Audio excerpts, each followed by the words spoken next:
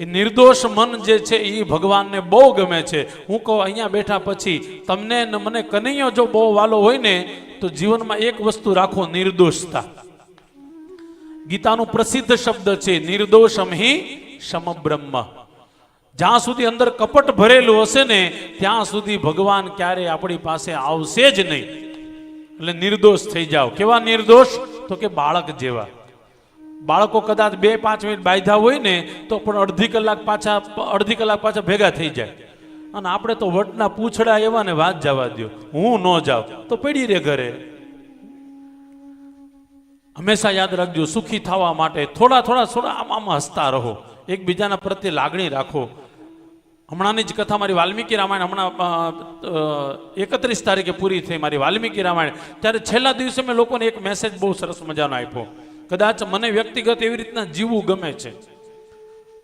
સુખી થવું હોય તો હંમેશા થોડું જાતું કરતા શીખો.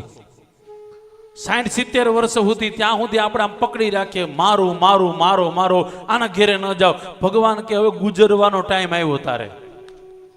હવે તો હખણા રહ્યો પણ નહીં, માણસની જાત છે એ સુધરે જ નહીં.